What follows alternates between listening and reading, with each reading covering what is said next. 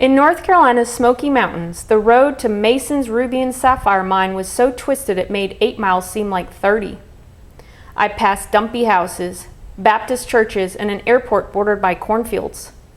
At last I was turning down a dirt driveway to an assemblage of wooden structures, the office and several mining flumes, and beyond that a big pit for digging.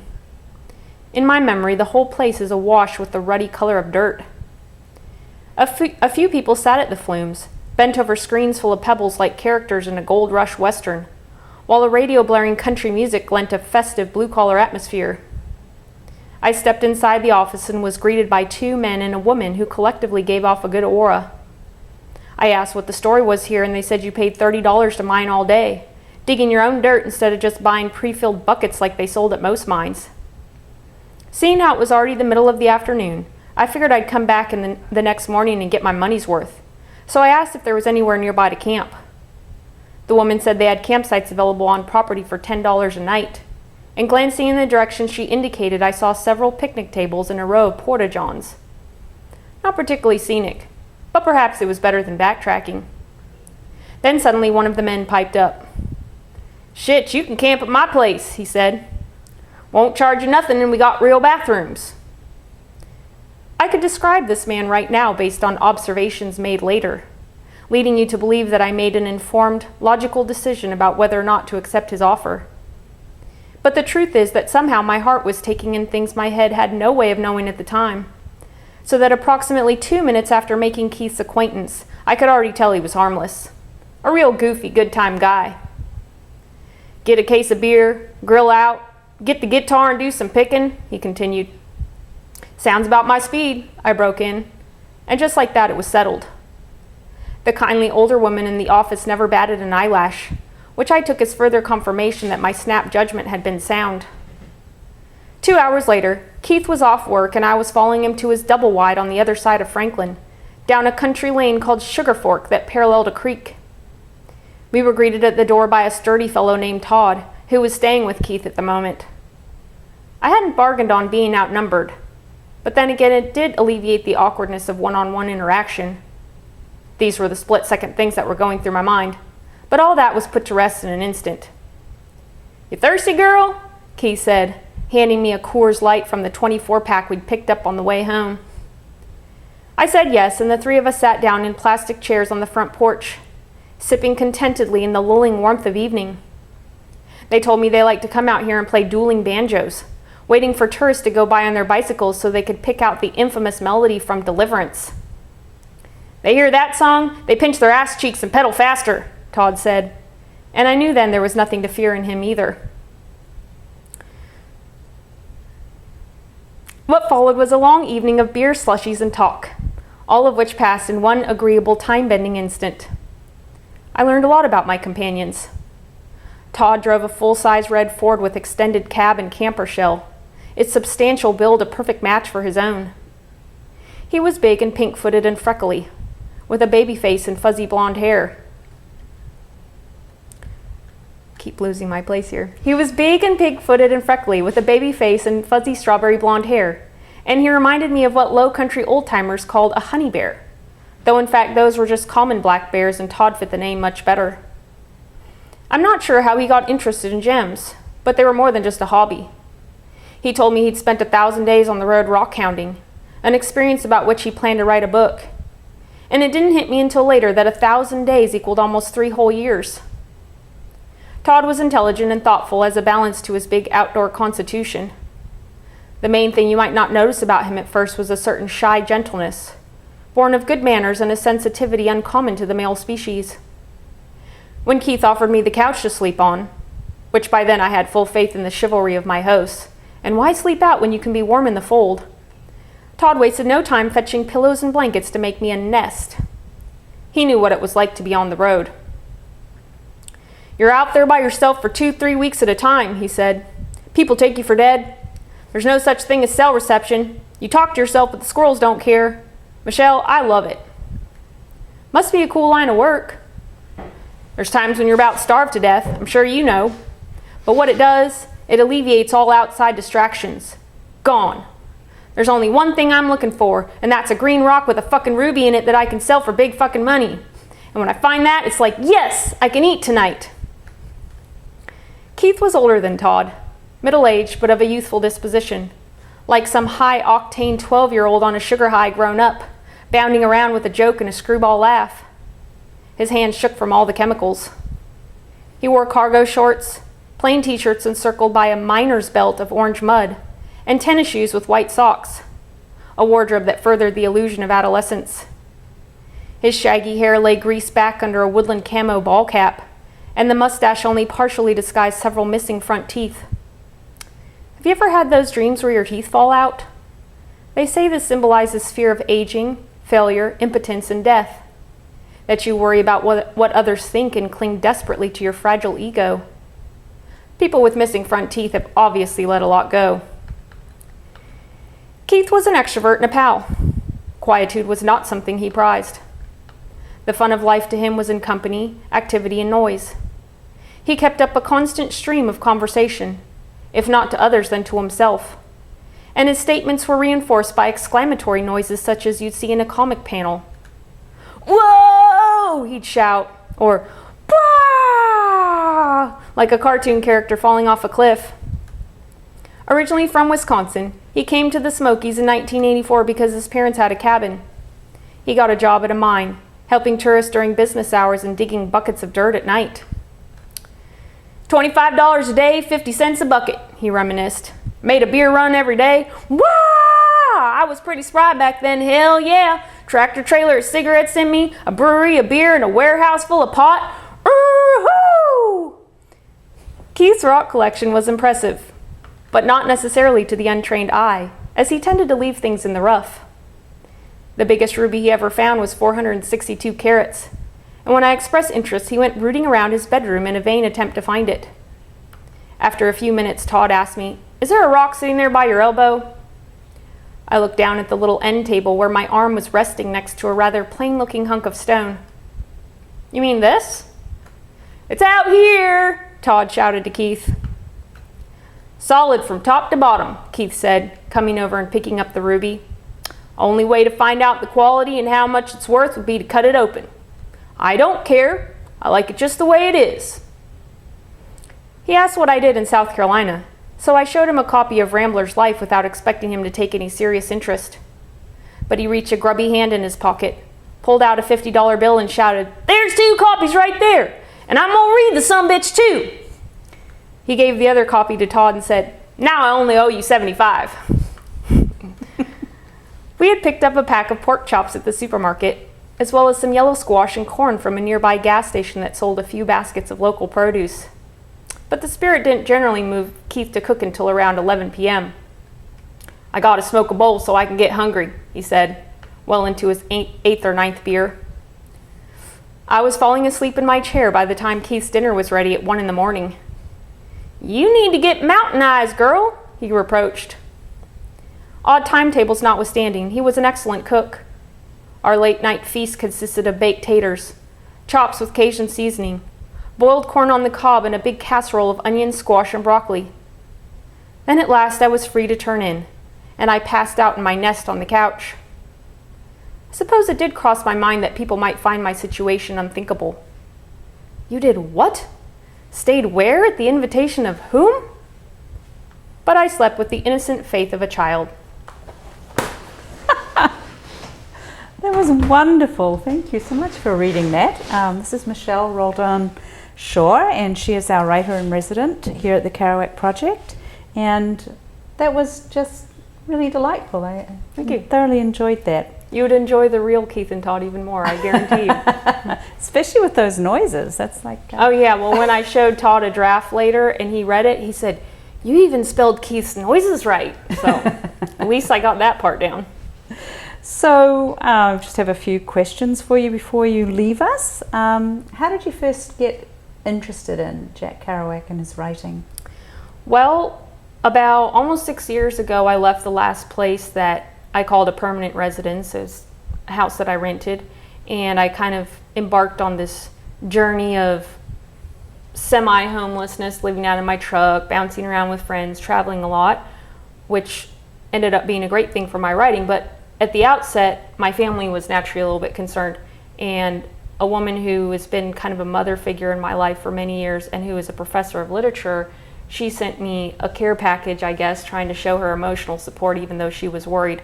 And it had 2 books, one of which was Jack Kerouac, On the Road, and it had a note in it that I'll never forget. It said, well, you might as well read 2 classics on the lifestyle. So I read On the Road, and it just blew me wide open as a writer. I mean, I guess they call it stream of consciousness, but to me it was just the way that he went into it with a bit of a journalistic drive, but he never hesitated to mix in his thoughts, dreams, flights of fancy, just strings of almost poetry, and he switched it up. So reading that and then reading the follow-up of Dharma Bums, that's what really got me interested in his work. And I never would have dreamed that 5.5, 6 years later I'd be staying in his old house. So it's been amazing for me. And tell us a little bit about the books that you've created that you read that out of. Yeah, okay. So like I say, leaving that house, and I'd been working as a freelance journalist for about 7 years already at the time, and also self-publishing my travel stories on a shoestring. But that prompted me to do a lot of traveling around the South and compile these 2 books. This was the first one that I did in 2010, Rambler's Life, the South. So it's just my journeys around the South, and they're handmade books that I do print. I block print the covers, and they're all laid out cut and paste style, and they've got photographs and all that. And then I did the sequel or the follow-up to that. This is The South Reloaded. I finished this, I think, in 2013. But yeah, they've got, this is like a juke joint in the Mississippi Delta and the cotton harvest and, the Natchez Trace. I did all kind of stuff for these. And just bumming around in my truck and meeting people along the way and getting myself into all kind of, well, we won't say scrapes. There were a few scrapes here and there, but for the most part, just awesome situations like what I just read about with those gem miners. I mean, I stumbled into that, and I'm kind of famous for that. I attract characters, but I also put myself out there in a way that I have a chance to get to know people that you otherwise might not take a second look at. So that's the magic of being on the road. And I realized at some point doing these that I could do all kinds of volumes of Rambler's Life all over the country, or I guess the world, theoretically. Probably won't do that anymore. I'm already feeling like, okay, it's been a long, intense 6 years. So having the chance to just be here settled into a house, for as much as I profess to be this gnarly, cowboy camper and all this kind of stuff, just being able to be comfortable in the house has been amazing for me. So, that was the story behind these books, but there's still a good bit of rambling left in me, and I'm hoping the next volume, for several years I've wanted to do the cross-country volume, and I just haven't ever had the finances really to do it, but I'm hoping that this next year I'll take another crack at it. Cool. And what have you been working on while you've been in the house? Well, while I've been here, I've taken a complete departure from my usual stuff, which, as you can see, nonfiction. I've never written a piece of fiction in my life. This is, true travel adventure stuff and journalistic type work. But about a year ago, I got turned on to a collection of ancient Indian folk tales. I carry a practice of meditation, a technique that was taught by the Buddha. I don't call myself a Buddhist, although I don't mind if others do, but essentially I study the Buddha's teaching a lot, and I've had this practice of Vipassana meditation for about 4 years, which was another thing that I fell into during these journeys. Went to a meditation center in Georgia and learned that technique. So ever since then, I've been a diehard of his teaching. Well, I stumbled across this collection of tales that, held to be stories that he told about his previous incarnations, and I love them. They're fascinating, they're illuminating, they're entertaining, they're at once exotic and familiar. They touch on a lot of universal themes that we can all relate to that are as relevant now as they were 2,500 years ago. But along the way, he's pursuing this quest to become an all-enlightened Buddha, and he has to garner a lot of wisdom on his quest that takes eons. I mean, we can't even talk in terms of centuries and thousands of years. It's like more than millennia. It's more than you can even fathom. And along the way, he's sometimes an animal, he's sometimes a human, might be a king, a sage, a beggar. Sometimes he's a deity, sometimes he's a tree sprite, all these different births. So you have this diversity, 547 tales. It's really a unique hero's quest in world literature because it's the only one that spans not just one existence, not just human existence, but all that. So anyway, when I found these tales, the only complete translation ever done was in the 1800s. And since then, there's been a few obscure collections, mostly, watered down kind of animal fables for kids that you could find free online content, or very scholarly, even out of print editions. And so what I thought was, wow, here's this incredible material that almost nobody knows about in the West, but that deserves its place amongst, the Greek myths, the Bible tales, 1001 Arabian Nights, some of these, epic collections. I want to be the one to retell them. So I got a hold of a 3-volume set, and before I got here, I read the whole thing. It's every volume is that fat, and so there's 3 of them. I read the whole thing, and I starred every tale according to how much I liked it, 1 to 4 stars. And then I went back and reread all the starred ones and wrote little synopses, and then I got here, just started cracking away at them. So I had, done the groundwork, taken a lot of notes and stuff like that, and just started right into retelling them. I haven't changed them. I haven't updated the modern setting or anything like that. I've just kind of cleaned them up for modern sensibilities, and especially where I've taken the most creative liberties. In every tale there's a verse portion, and some of those are kind of real stilted in the old Victorian collection. They did try to rhyme all of them, so that was ambitious to say the least. But what I've gone in and done is just filled in the gaps with my own knowledge of the Buddha's teaching and made those rhymes just hilarious and awesome. And so anyways, this is the little booklet that I did here, and it contains the first 24 tales. I plan to serialize these tales at first. I project maybe like 7 or 8 volumes, which I would then collect into one large masterwork that would contain all the stories, and it's going to be entitled Excellent Adventures of the Bodhisattva. And so anyway, this has the first 24 tales, like I say, plus an intro and a glossary. And then I created this picture to go in it, and I plan to do a painting for every volume. This is the flying elephant king that has tusks emitting 6 colored rays of light. And the next one's going to be the Holy Golden Peacock. That's the next painting I have planned. But anyways, and then same thing, handmade book with the little string, and this is some handmade paper from Nepal that I got for this, and a block printed image of the Bodhisattva meditating. And so anyways, I've had loads of fun with this project, and the chance to be here in this house just devoting all my time. I'm a very solitary person, so just being here fully immersed in these stories and their beneficial influence, the lessons that they contain, and the mental space to reflect back on my life and how these lessons apply. Because first glance they might seem like, oh, that's a cute story or whatever, kind of fairy tale-ish. But if you know about the Buddha's teaching, and if you take the time to reflect on them, you're like, wow, there's some very, very deep themes in here, and deeper than any other kind of fairy tale that I've ever run across. And so having had this time here to do that, and just a time of reckoning with myself, and so many tales I'm like, oh, that reminds me of so-and-so. They act like this, they act like that fool in this story. And then I think about it a little bit more. I'm like, actually, that kind of reminds me of me. It's like, let's just be honest here. We should look at ourselves first, so. Well, that's fascinating. Really, it's you've been one of our busiest writers in residence, I think, in terms of creating a finished product. Well, you've been here. Well, what was the word you used at my final reading? Relentless? Relentless. Yes, I'm the most relentless resident to date at the Kerouac House. So. I think I'll own that. Sure. I think it's a wonderful trait. Now, I know you've visited Orlando before, but you've never stayed here for 3 months. What surprised you most about living here? The incredible literary community that's here. I've never had that. I've always lived in small towns. But some small towns, they have somewhat of a literary community. I've just never gotten hooked into that. And to get here and, Florida in general, and even Orlando, I've never paid too much attention to the bad reports about Florida, because the times that I have come to Florida, I've loved it. I like to go to the springs and the jungles and all that. But most people are like, oh, Florida. We hate Florida. It's so hot. It's so flat. It's so muggy. It's just an armpit and all this kind of stuff.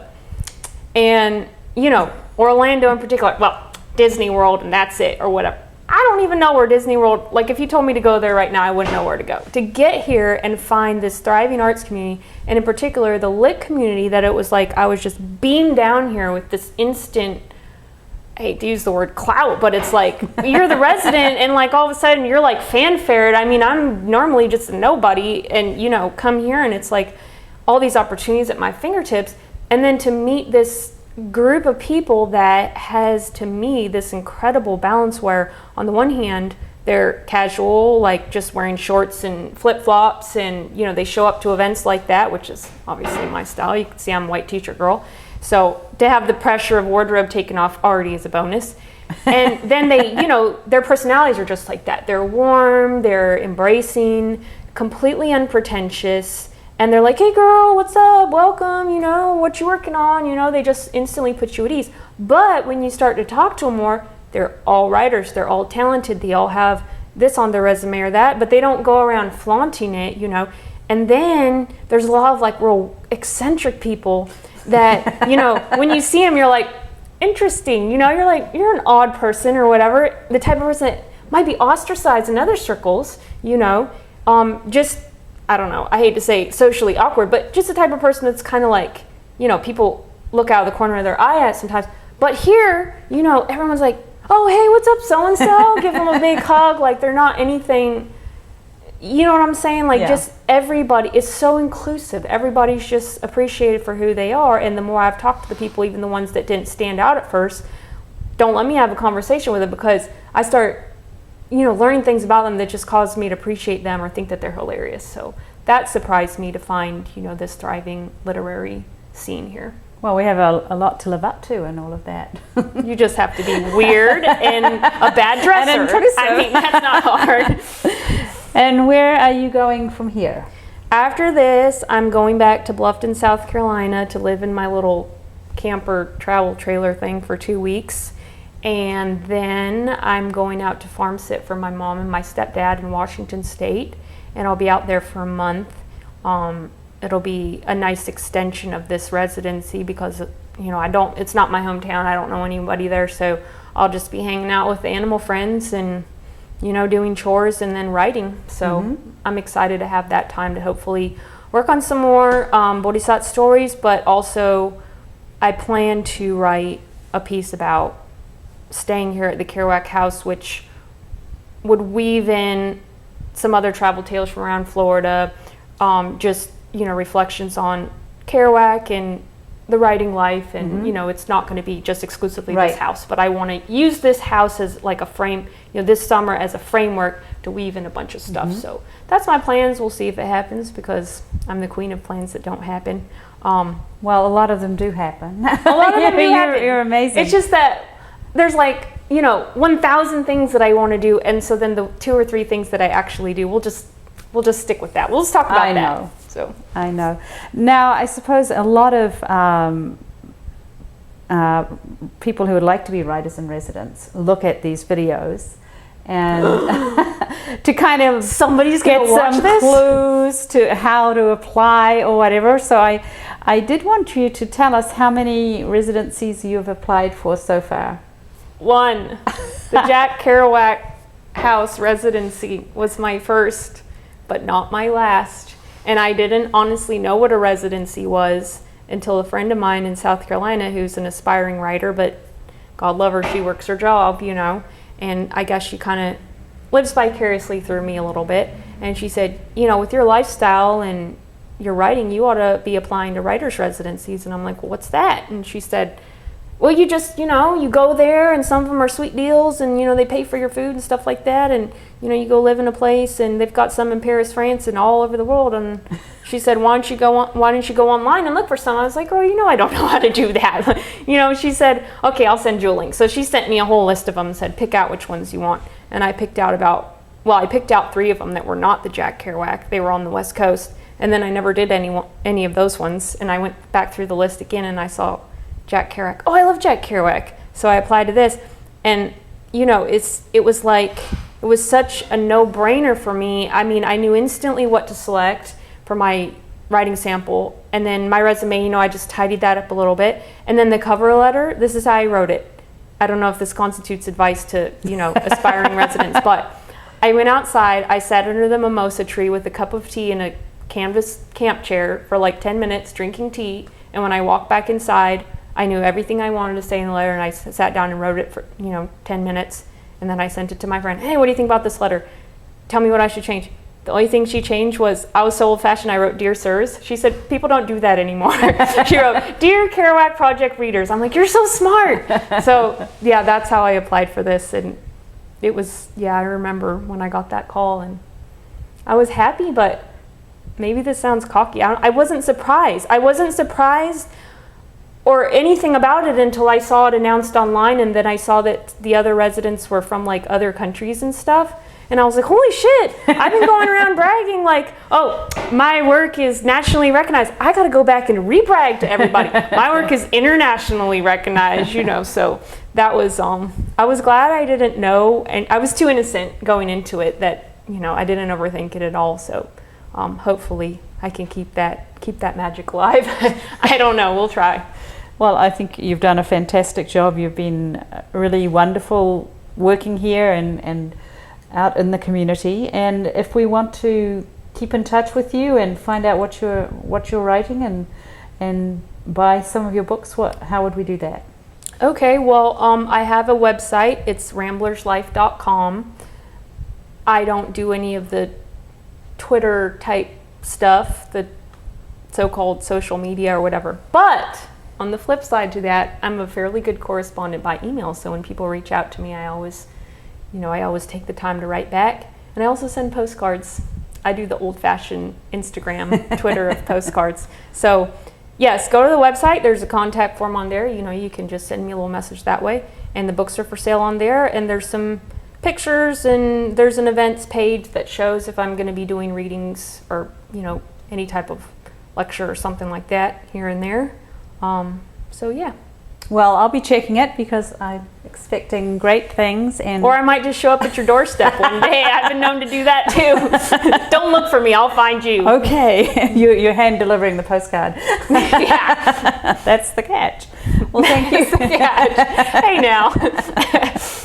Well, thank you so much for being our resident and for just being such an inspiration to so many people in the community. And do come back. We'd love to see you. I hope to, and thank you so much, because this has just been so awesome that, and I know that you guys are all volunteers and you're just doing this because you care about it and you care about writing and the arts and those of us that are writing and doing art. So thank you. You're welcome.